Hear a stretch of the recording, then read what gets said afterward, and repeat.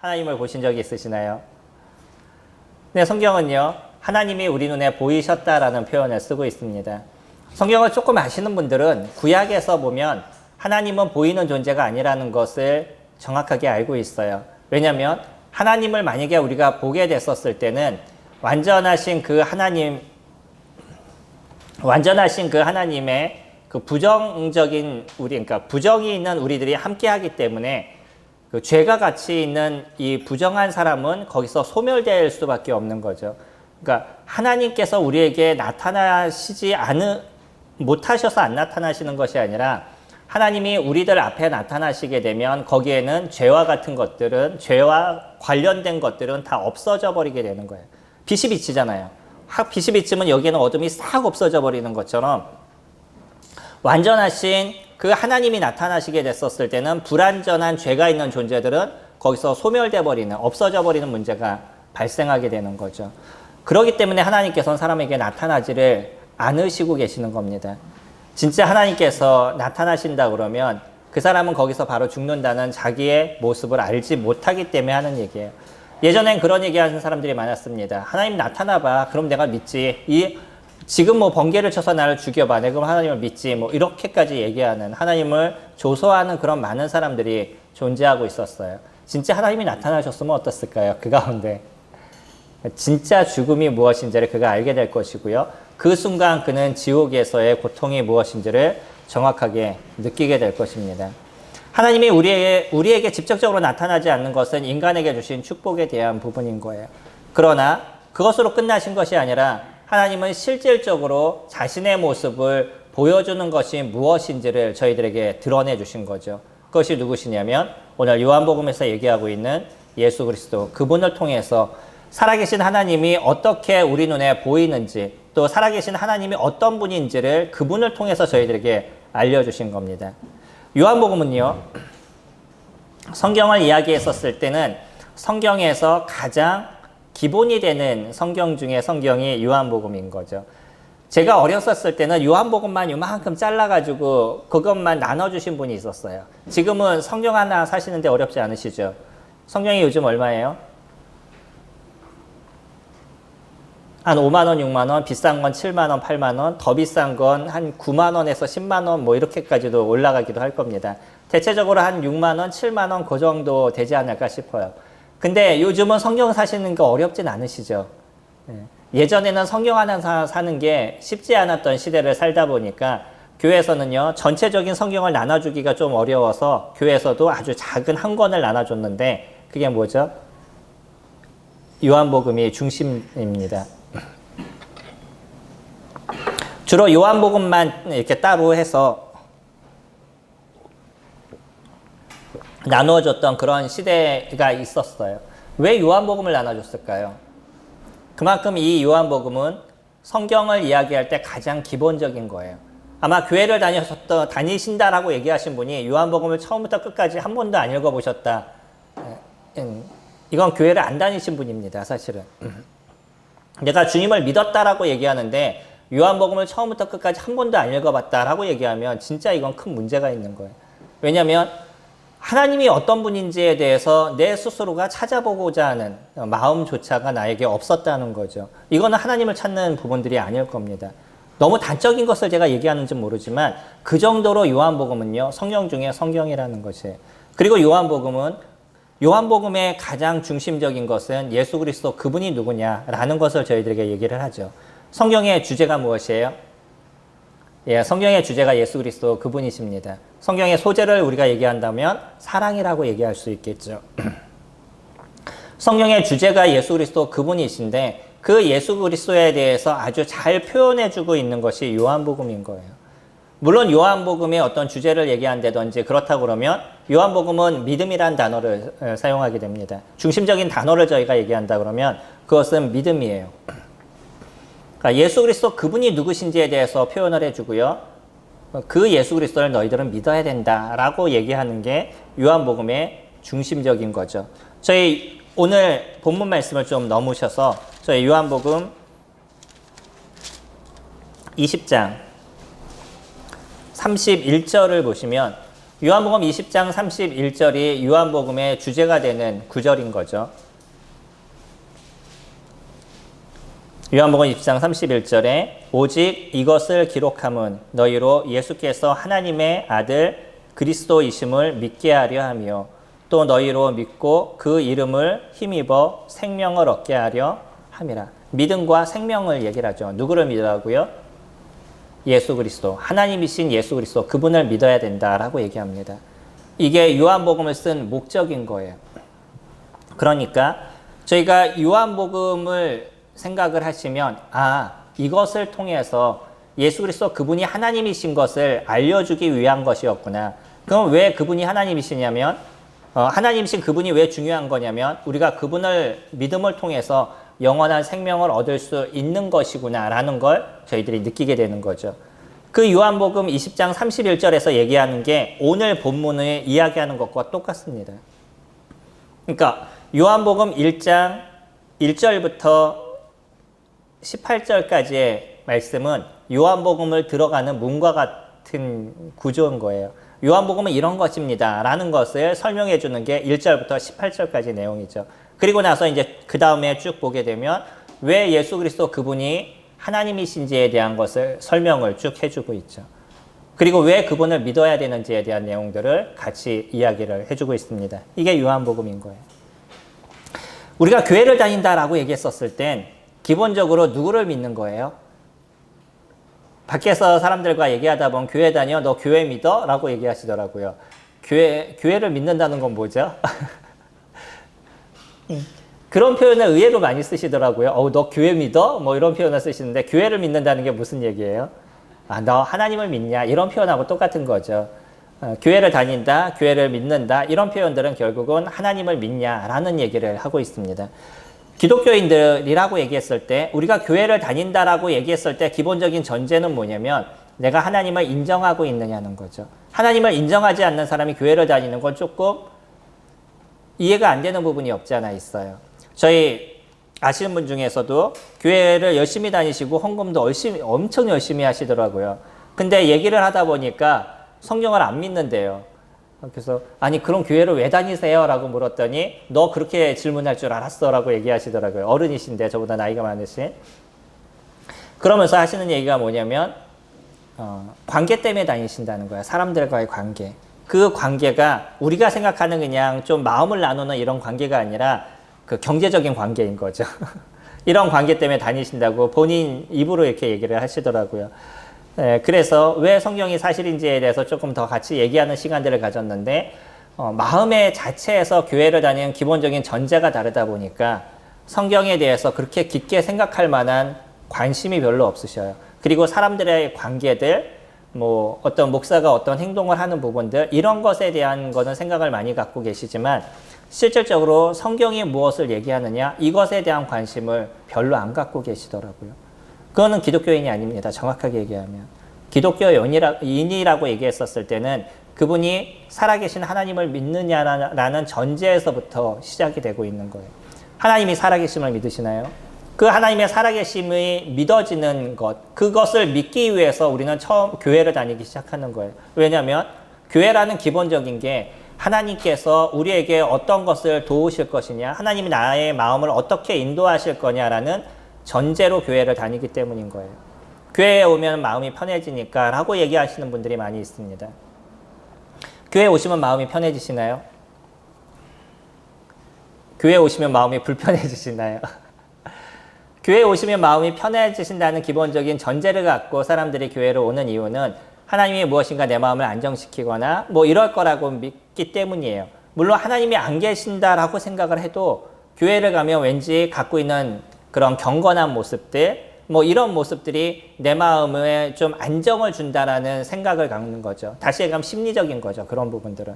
근데 대부분의 사람들은 하나님이 살아계신다는 전제를 갖고 교회를 오게 되니까 하나님께서 나를 인도하신다, 하나님께서 나를 이끌어 주신다, 내 마음을 붙잡아 주신다 라는 생각을 갖고 있는 거죠. 근데 놀라운 게 있습니다. 이렇게 하나님께서 살아계신다는 기본적인 전제가 딱 시작되는 순간에 무엇이 이루어지냐면 성경이 사실이라는 것이 이루어지게 되는 거예요. 그러니까 하나님께서 살아계신다 그러면 우리가 갖고 있는 이 성경은 누가 적은 거냐면 하나님께서 적으신 거죠. 만약에 이것을 사람이 적었다라고 얘기한다 그러면 우리는 이 성경을 읽을 필요도 없고요. 읽을 필요는 있겠지만 이 성경을 있는 그대로 저희가 받아들여야 될 근거가 하나도 없는 거예요. 사람은 불완전한 존재입니다. 불완전한 존재가 글을 적었다라고 얘기하면 무엇인가 우리에게 도움을 줄 수 있고요. 우리가 인생을 사는 데 있어서 큰 힘을 줄 수 있는 것은 당연하죠. 논어를 읽어보시고 뭐 그런 여러 고전의 책들을 저희들이 읽어보면 안 좋으신가요? 읽으시는데 마음이 불편하시거나 그러시나요? 아니잖아요. 그러면서 아 그래 맞아 인간은 이렇게 살아야 돼. 어떤 이런 그 교훈을 저희들이 받게 되죠. 예전에 있었던 어떤 선진들이 또 유명한 철학자들이 적어놨던 책들은 대부분 다는 아니지만 대부분 우리 가운데 무엇인가 도움을 주고 인생을 살아가는 데 있어서 힘을 주고 바른 길을 제시해주는 많은 부분들이 있습니다. 성경은요. 성경도 동일하겠죠. 근데 그런다 할지라도 인간은 인간이 갖고 있는 한계의 모습을 갖고 있어서 사람이 적었다라고 얘기했었을 땐 어디에 어떤 것이 오류가 있었을지 그거에 대해서는 저희들이 알 수가 없다는 거예요. 그렇게 되면 성경 전체적인 것을 저희가 신뢰하기가 쉽지 않은 거죠. 요즘은 기독교 안에서도 그런 부류들이 있습니다. 또 이런 부류들이 오히려 지금의 기독교의 대세를 이루고 있어요. 누구냐면 자유주의 신학자들입니다. 보통 요즘 교회는 복음주의냐 자유주의냐 두 가지로 좀 나눠져요.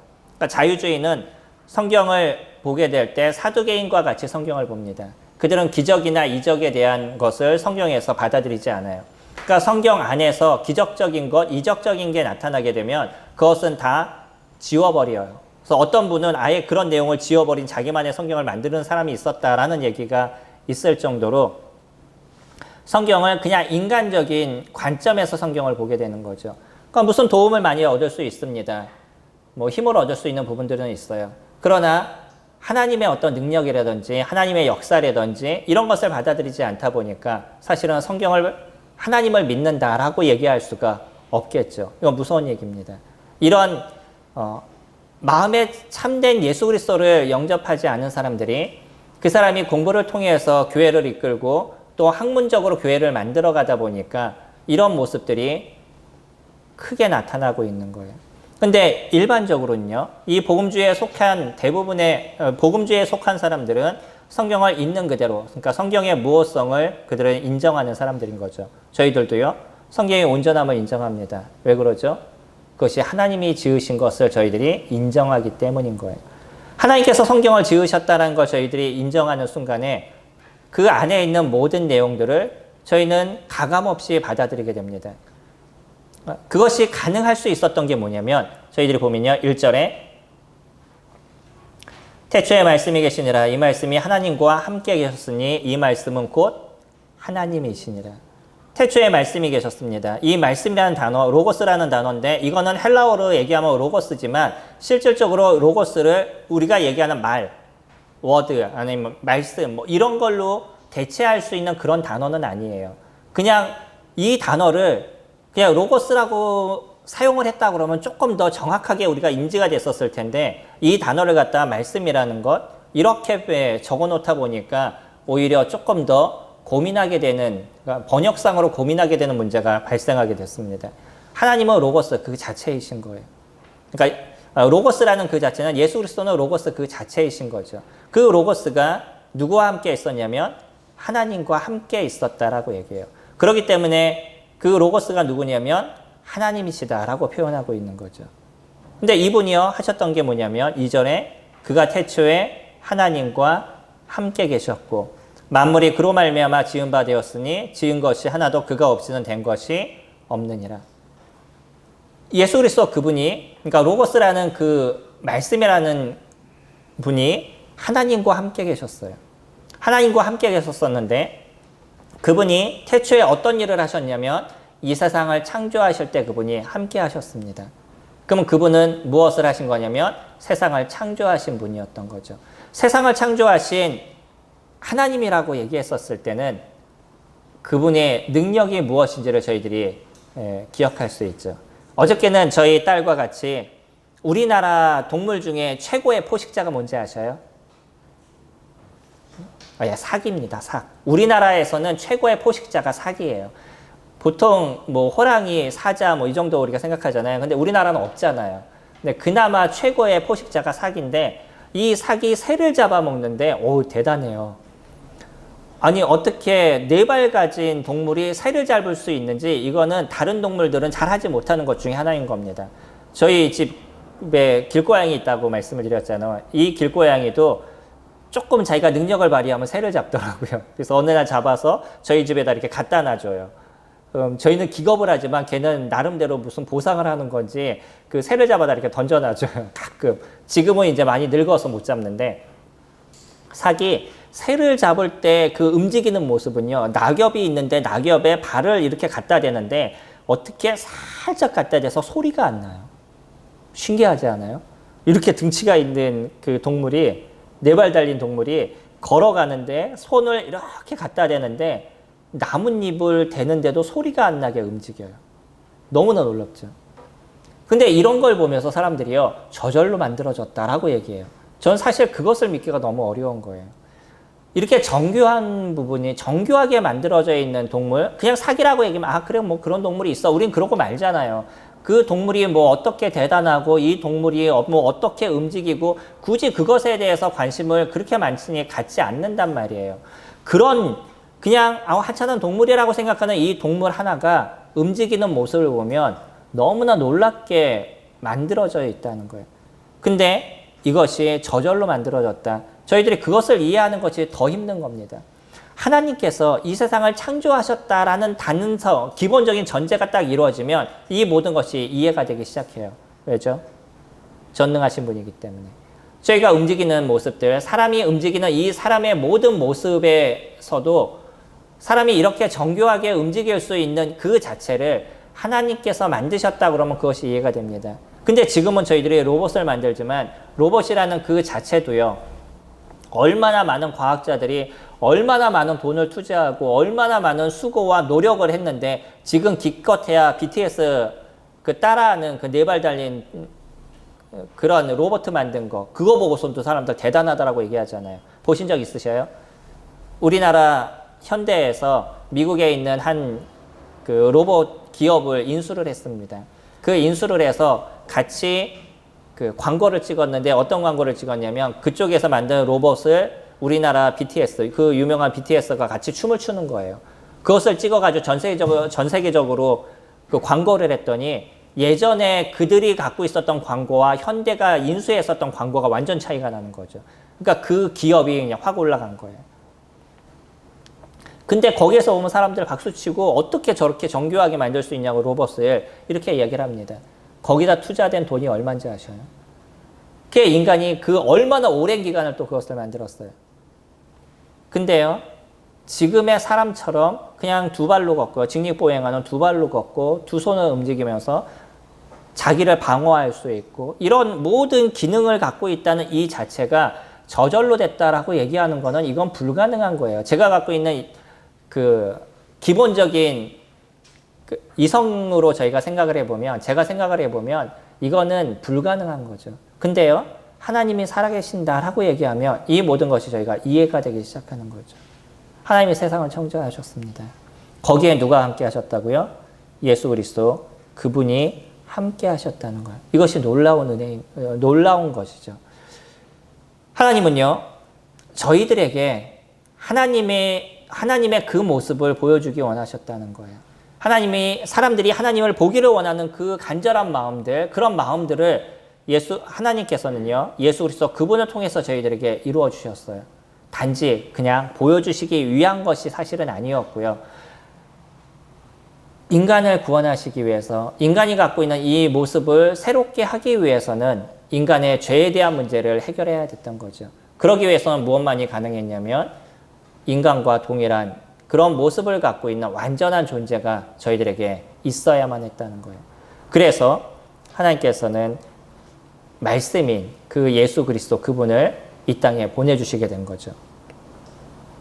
4절에 보시면 그 안에 생명이 있었으니 이 생명은 사람들의 빛이라. 빛이 어둠에 빛이 돼 어둠이 깨닫지 못하더라. 예수 그리스도 그분을 또 하나의 뭐라고 표현하시면 비세라고 표현하십니다. 완전한 것이죠. 거기에는 어둠이 존재하지 않는 것입니다. 우리들 안이 내면이 그 힘든 마음들, 우리들 어떤 심령이 힘든 모습들을 보면 거기에 문제는 뭐냐면 내면의 문제가 놓여져 있는 거죠.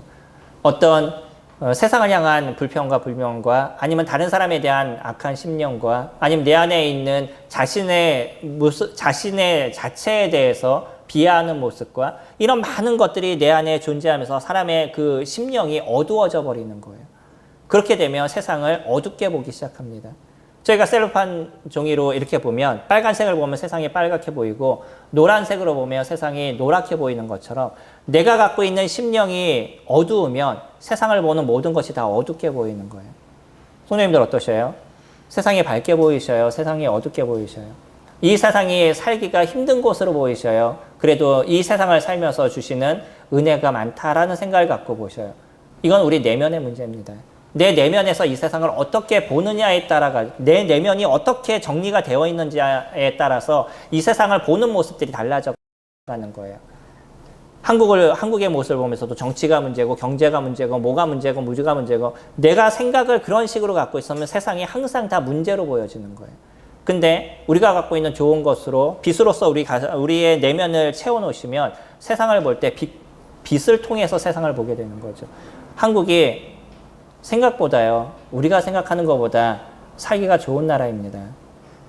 지금 현재로서는 문화적으로도 경제적으로도 많은 부분에 있어서 다른 나라보다 살기가 편한 나라가 되어진 게 우리나라예요. 여전히 사람들은 나라에 대해서 불만하고 불평을 하고 있지만 그럼에도 불구하고요, 저희가 밝은 눈으로 세상을 보면 이곳에서 태어나게 하신 것이 하나님께서 주신 은혜였구나라는 것을 저희들이 느낄 수가 있어요. 이게 내면에 대한 부분입니다. 근데 그 내면에 빛으로 채워주시게 되면 세상을 밝게 보는 힘이 저희들에게 있는 거예요. 더 무서운 건 뭔지 아셔요? 여기서 얘기하는 빛이라는 건 단지 내 내면을 그냥 밝게 해주는 것으로 끝나는 것이 아니라 그 빛이 우리들에게 생명이다라고 얘기하시는 거예요. 4절에서 얘기하죠. 그 안에 생명이 있었으니 이 생명은 사람들의 빛이라고 얘기하는 거예요. 사람들이 영적으로 죽어있기 때문에 그 내면이 어둡게 느껴지는 거예요. 세상을 볼 때마다 항상 어둡게 느껴지고 세상에 대한 이야기를 할 때마다 항상 불평이 우리들 속에서 드러나게 되는 거죠. 무엇이 있기 때문에? 내 안의 내면이 어둡기 때문에 나타나는 거예요. 무엇인가 자꾸 얻어야지만 세상을 잘 살 것 같이 생각하니까 무엇을 자꾸 얻으려고 인생에 시간을 다 투자하는 거고 그것을 얻지 못하면 힘들고 어렵고 고통스러운 마음이 계속 내면 속에 남아져 있는 거예요. 무엇이 있기 때문에? 마음이 어둡기 때문에. 거기에 진정한 생명이 있어 보셔요. 그 안에 진정한 빛이 있어 보셔요. 세상을 보는 눈 자체가 달라져 가는 거예요. 세상을 바라보는 심령 자체가 달라져 가는 거예요. 왜 그러냐면 내 심령에 살아있는 하나님의 생명이 있기 때문인 거예요. 그 생명은 무엇을 통해서 세상을 바라보냐면 예수 그리스도 그분을 통해서 세상을 바라보게 돼요. 그리고 우리가 가는 그 마지막에 그곳이 어디라고 우리는 기억하냐면 하나님 나라, 그것을 소망하면서 저희들의 인생을 살아가게 되는 거죠. 오늘의 시간에 우리는 조금 어떤 힘든 일들이 있을 수도 있습니다. 근데 분명히 하나님은 내일을 바꿔가실 그분임을 믿는 심령을 저희가 갖고 있는 거죠. 내일을 새롭게 하실 그분인 것을 저희들이 인정을 해요. 완전하신 그 하나님이 나에게 생명을 주셨을 뿐만 아니라 이 땅을 살아가는 데 있어서의 삶에 은혜를 베푸시는 그분임을 저희들이 믿기 때문인 거죠. 이스라엘 사람들이 얼마나 고통스럽고 마음에 어두운 가운데 인생을 살았어요. 그들은 오실 메시아를 기다리는 인생을 살았음에도 불구하고 여전히 내면 가운데서는요, 그들은 하나님을 찾지 않는 인생을 살아갔다는 거죠. 말씀을 붙잡고 있는 인생을 살아서 하나님 말씀을 연구하고 살피는 서기관, 바리새인들, 또 사두개인들 이런 사람들이 많이 존재했음에도 불구하고 그들의 내면은 여전히 어두운 가운데 존재를 했어요. 그래서 뭐라고 얘기하시죠? 11절에 자기 땅에 오매 자기 백성이 영접하지 아니하였다. 그분은요, 그 백성들을 위해서 이 땅에 오셨어요. 진정한 생명을 주시기 위해서 이 땅에 오신 거예요. 그 어둠 가운데 있는 사람들에게 참 빛을 비춰주시고 그 빛을 따라서 영원한 생명을 소유하기를 원했던 것이 예수 그리스도 그분의 마음이셨던 거죠. 근데 어떻게 했다고요? 그들이 영접하지 않았다는 거예요. 그래서 12절, 저희들이 잘 아는 말씀이죠. 영접하는 자, 곧 그 이름을 믿는 자들에게는 하나님의 자녀가 되는 권세를 주신다라고 얘기하셨어요. 단순한 것입니다. 하나님이신 그분이 이 땅 가운데 오셔서 이제 하나님 우리들 눈에 나타나 주시고요. 그리고 스스로가 우리들의 주가 되신다는 것. 스스로가 하나님이심을 공포하셨다는 거예요. 그리고 나서 저희들에게 한 가지를 얘기하시죠. 그 예수 그리스도를 믿어야 될 것, 영접해야 될 것, 그분을 받아들여야 될 것을 얘기하고 있어요. 왕으로서 이 땅에 예수 그리스도 그분이 오셨음에도 불구하고 그 백성들이 예수 그리스도를 영접하지 않았다는 거예요. 우리들과 차이가 무엇이죠? 저희들과 믿지 않는 사람들의 차이는 아주 단순한 차이를 갖고 있습니다. 그 예수 그리스도, 그러니까 말씀이신 그분이 이 땅에 오신, 다시 얘기하면 하나님이신 그분이 이 땅에 오신 예수 그리스도를 저희들은 영접한 존재들이고요. 다른 사람들은 그러지 않았다는 거예요.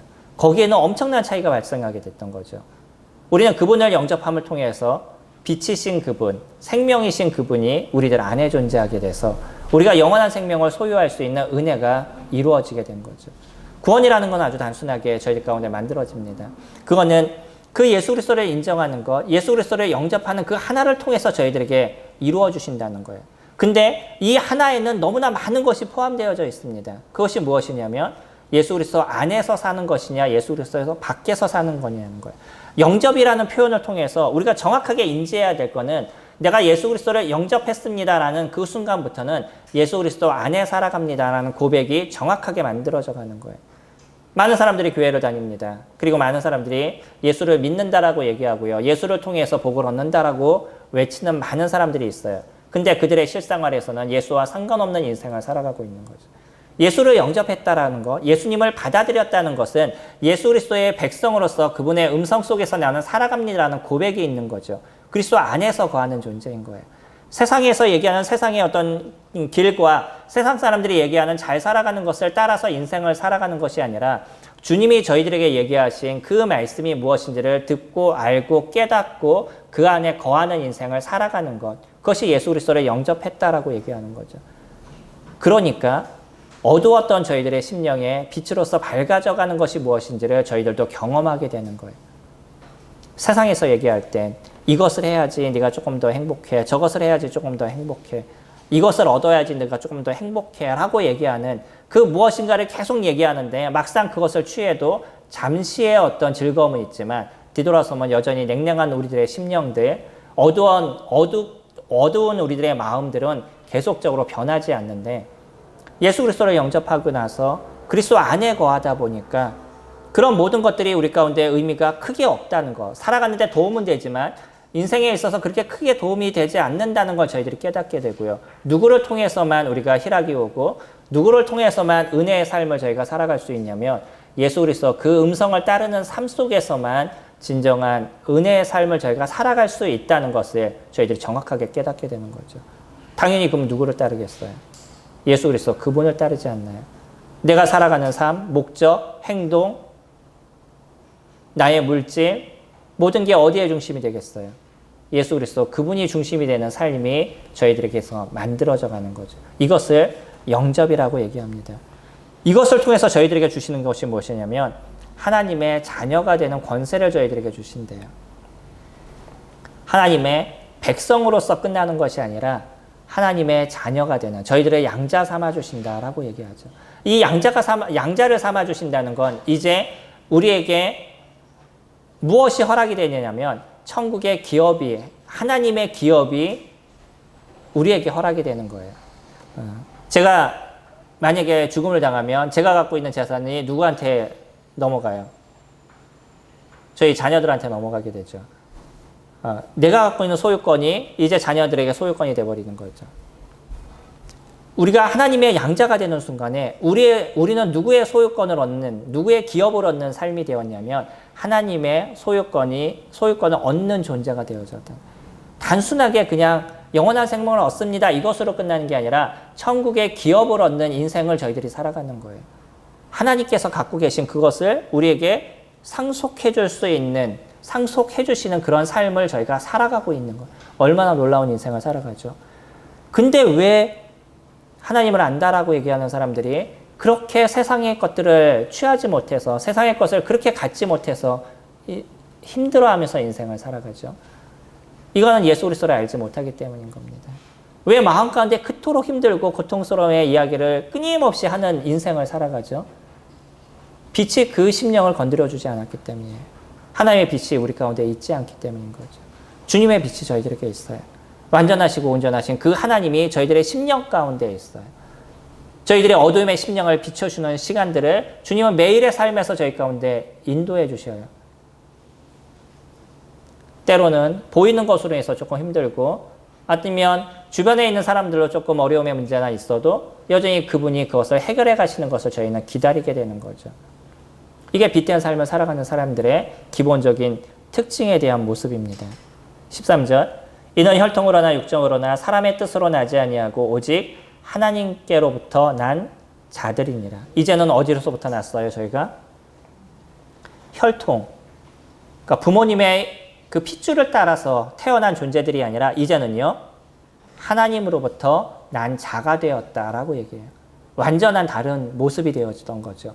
육체적인 것에 대한 건 이제 저희들에게 없어졌습니다. 무엇이 남은 거예요? 하나님으로부터 남은, 하나님으로부터 태어난 그런 인생을 저희들이 살아가게 된다는 거예요. 그게 예수 그리스도 그분이 하나님이시라는 걸 저희들이 인정하게 되는 순간 나타나는 일들인 거죠. 이 하나님에 대해서는요, 이 말씀에 대해서는 또 많은 사람들이 그것을 증거해주고 있었습니다. 아까 저희들이 중간에 건너뛰었던 6절에 하나님께로부터 보내심을 받은 사람이 있으니 그의 이름은 요한이라. 그가 증거하러 왔으니 곧 빛에 대하여 증언하고 모든 사람이 자기로 말미암아 믿게 하려 함이라. 요한이라는 사람은 아주 선한 사람이었습니다. 어떤 누구보다도 귀한 사람이었었어요. 선지자 중에서 선지자라고 얘기하는 사람이 요한이라는 사람이었습니다. 이 사람은요, 세상에 있었던 어떤 문화들, 이스라엘 당시에 있었던 문화에 대한 자체를 거부했던 사람이라 광야에서 생활했던 사람이에요.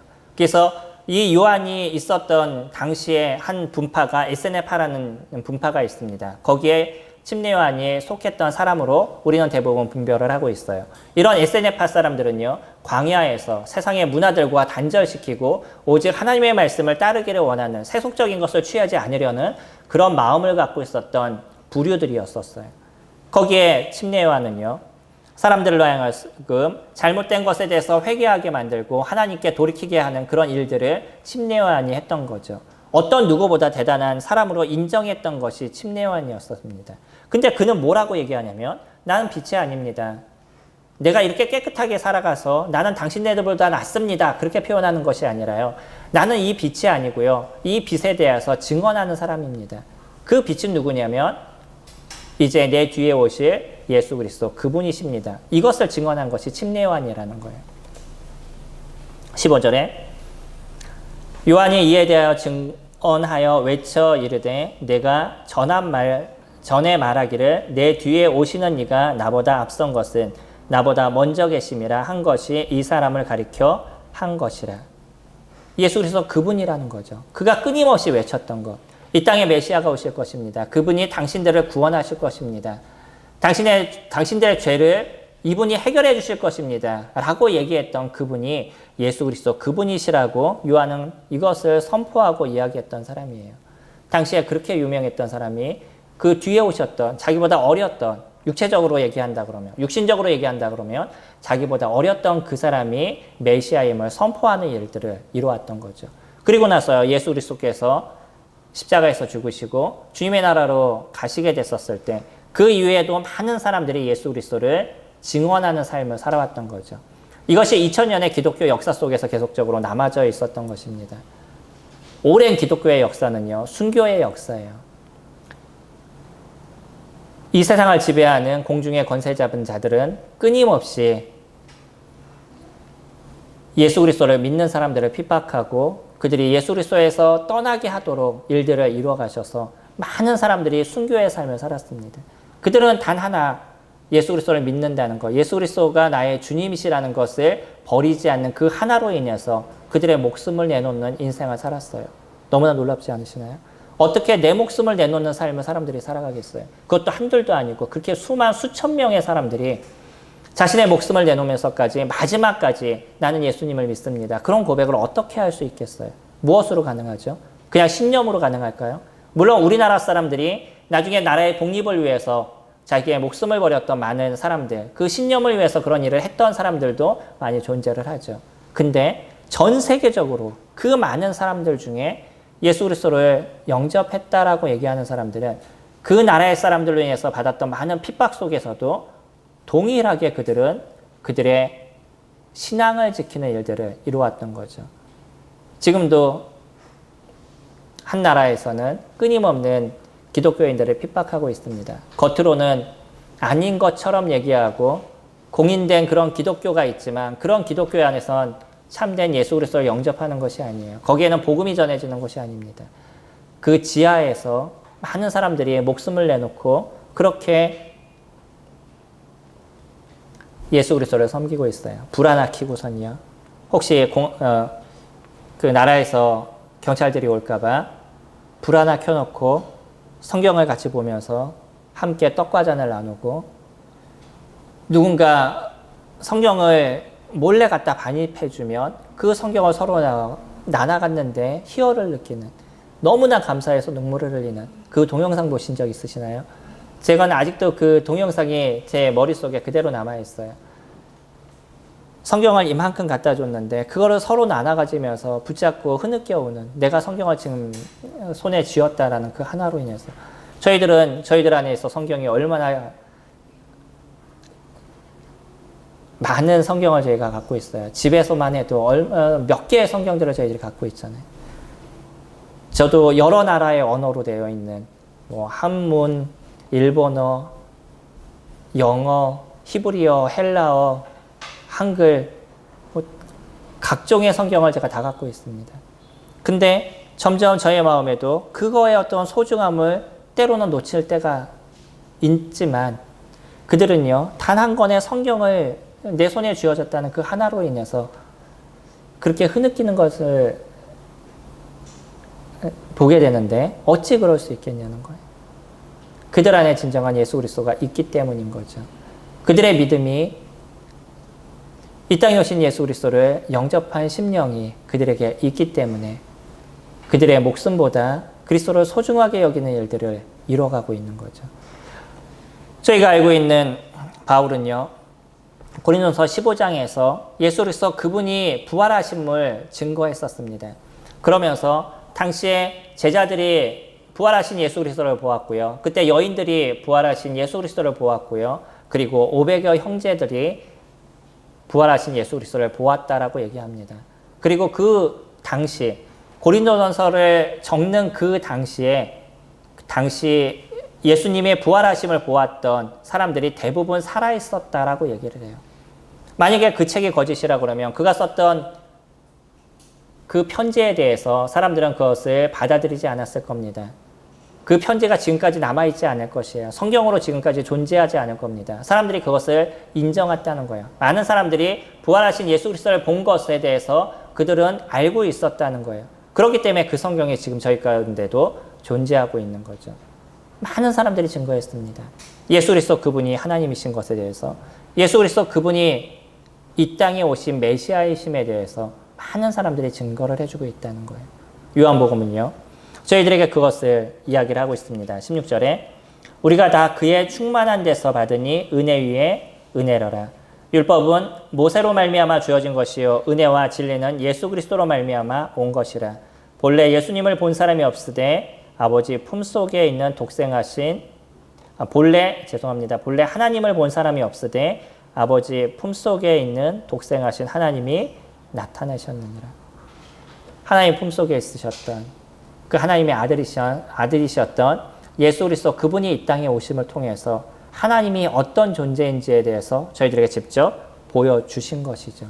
그분을 통해서 우리에게 무엇을 얻게 되냐면 은혜를 얻게 됩니다.